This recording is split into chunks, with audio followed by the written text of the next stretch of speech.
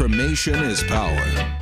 Work zone in Bowie slows northbound 301 just north of 214 Central Avenue. Virginia Beltway, expect delays each direction in McLean where you lose the right lane with the work zone. Road closures continue along the National Mall for the March for Israel. I'm Jamie Whitten. That's your traffic up to the minute.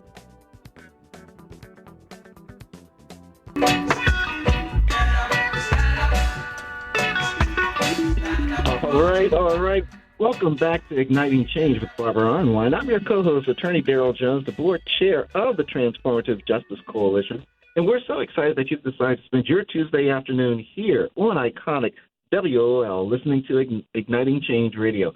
Folks, we have had just an excellent conversation for the first segment of this show with Priscilla Johnson, who is the public relations person at the Kentucky Black Caucus of local elected officials. And we also have with us Raoul Cunningham, and Mr. Cunningham is the president of the Louisville chapter of the NAACP. We've been dissecting and breaking down what happened last Tuesday, November the 7th, 2023, in the election in the state of Kentucky, where it's simple to say that black voters just showed up. They came on out in numbers that I think that for an off-year election was not anticipated.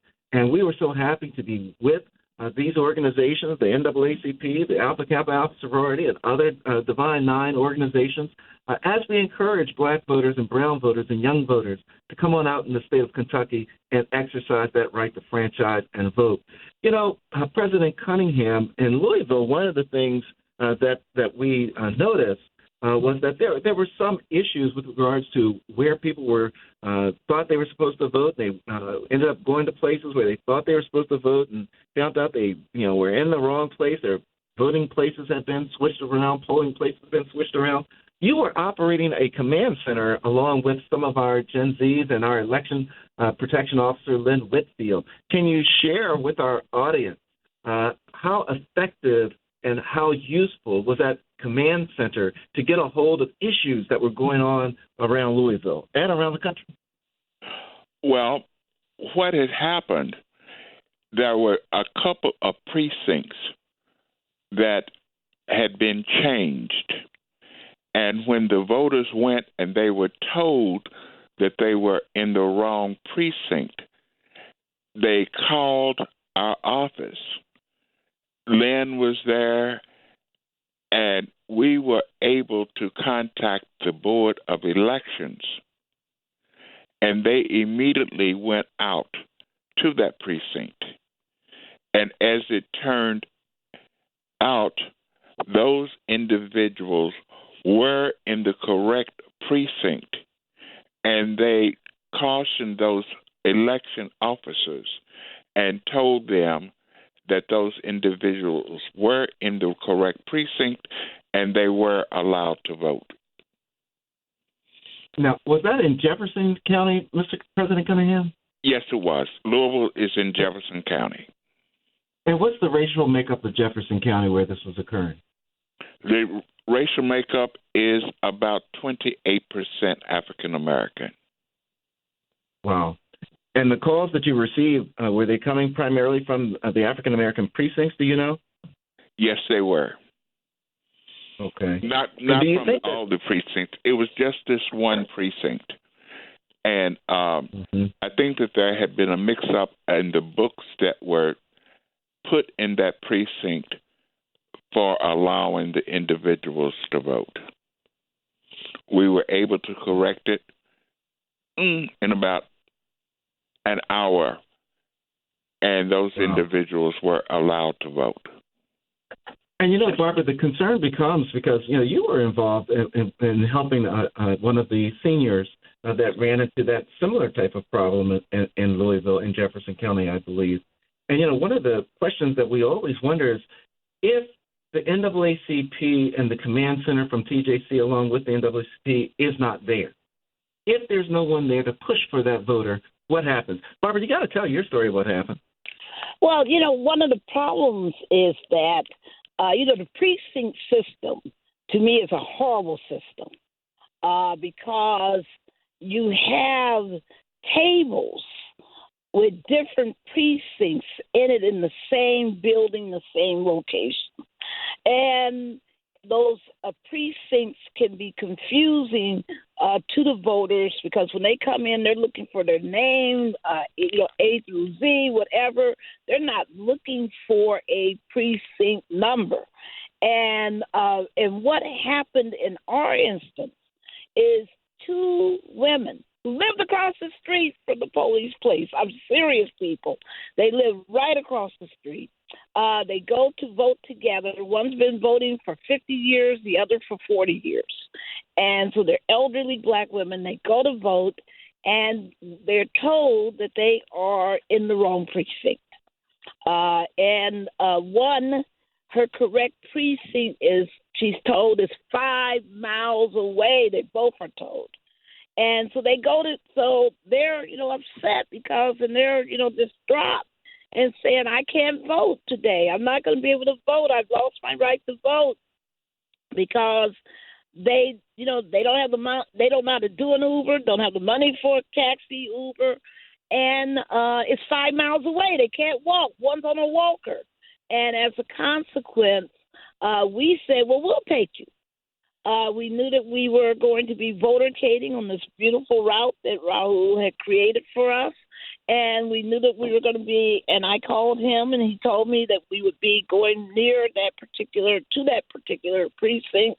That polling site that had that precinct in it. And so we went and we took them. One woman, it turned out correct. That was her correct precinct, even though she lived across the street. The other lady, they said, no, you got to take her back to where you brought her from. She should be at the other polling site. And she started just crying. She had a complete and total meltdown because she was so frustrated that she had taken all that time, gone to this other polling site to be told that she was at the wrong place when she was at the right place to begin with. So we took her back to the right place. And I told them, and I showed them, because I took a screenshot of where her correct polling site was, and they said, "Oh yes, you're right." Anyway, they and she was allowed to vote, but it was horrific because her emotions were all upset, and while we were at the other polling site, a black man who had come in, he had gone to one table. They had told him he belonged at another table for where his correct precinct was. He went over there, and they said, no, you actually belong at another table. And he got so angry. He was a veteran that he walked out.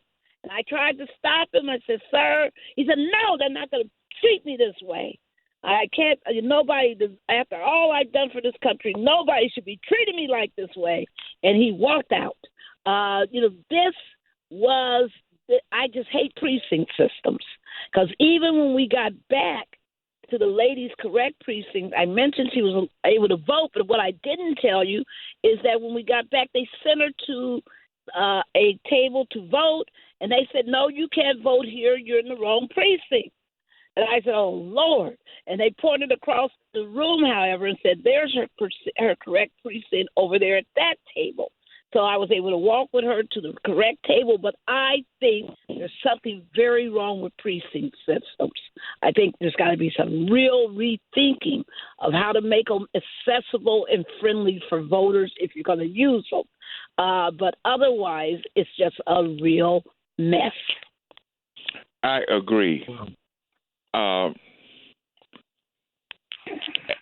if it had not been for your presence there would have been two people who would not have been allowed to vote. Exactly. Right. And, Priscilla, you hear stories like that, and one of the things that always registers in my mind, these are just the couple of the ones that we caught. I mean, how many other ones are out there that don't have an advocate to take them and to fight for them and to stand up for them for their rights? Is there anything that you think that the Kentucky Black Caucus of elected officials could do to help in that regard, or anything Alpha Kappa Alpha could do to help in that regard, or anything any other group? Right. Daryl, let me just say that on that day of November the 11th, there were folks on the ground. To be honest, Lexington, we did not get any calls. But again, that's not to say that things did not happen. But certainly, I think that it has to be where that we train folks to be ready and available to address those types of issues. I mean, again, as I heard Raoul say, had Barbara not been there, of course, the frustration that those in Jefferson was up against, they probably wouldn't have voted, and that would have been a vote that we wouldn't have had. But again, Lexington, as we're getting calls to say that we got some problems over here, we did not get that. And when I went to vote on that morning, I did not do early voting. I was just excited to see the folks that was in line behind me. I got there right at 6:00 just so that I could see if the workers was doing what they were supposed to do and that the voting was working smoothly. So I would say that day, we as Black folks, we were out voting, and we voted in droves. But again, I did not hear of any problems that took place. Well, thank you. And how do people get in touch with you, Priscilla? Well, believe it or not, our number is listed out there. But are you asking how can they get in contact with me now, or how did they get in contact with us the day of the election? How can they get in contact with you now so that they can stay up with your great work? Well, of course, they can give us a call by calling 859-338-4335. That's a direct dial, and we are at letting folks call us directly if they need any questions answered or whatever. But the Kentucky Black Caucus of local elected officials are also listed in the directory. They can look at us that way, or they can just, email me, and that's prissy019@AOL.com.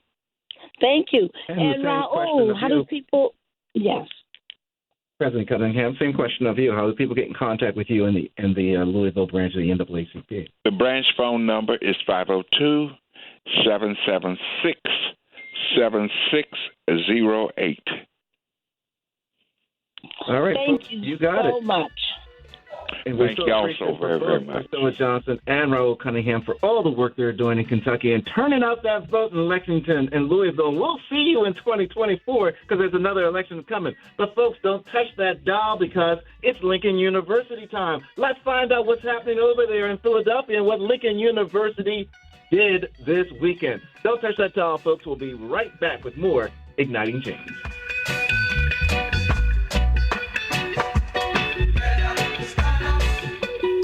News Talk 1450 WOL AM, where information is power. The Barnes in Philadelphia invite everyone to Pepco Free First Sunday Family Day on Sunday, December 3rd. Every first Sunday of the month, families and friends can enjoy free art making, music, and performances, talk, story time, and other fun activities, plus access to see Cezanne, Matisse, Van Gogh, Picasso, and thousands of artworks in the Barnes collection, as well as free admission on special exhibitions and more. Free advance registration available starting the Thursday before the first Sunday of the month. Day of limited walk-up tickets will be available at the box office on 20th and Ben Franklin Parkway. The Barnes. See art differently.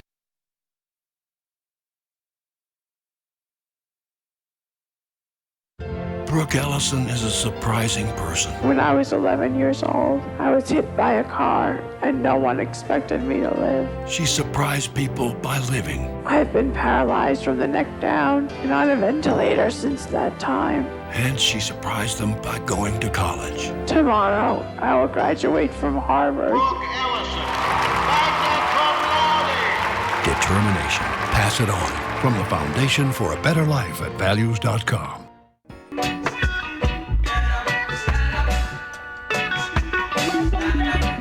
Back to Igniting Change. Well, we've been talking about the electoral victories and celebrating those that happen all around the country. Thank you to everyone who turned out and voted in those 10 states. Thank you for using your power. Thank you for making sure the people's voices were heard, and that those voices were determining who should sit in positions of power. in our governance. So we are so proud of everyone. And by the way, Daryl, that story about the two young ladies, the two, elderly ladies, young in spirit, that they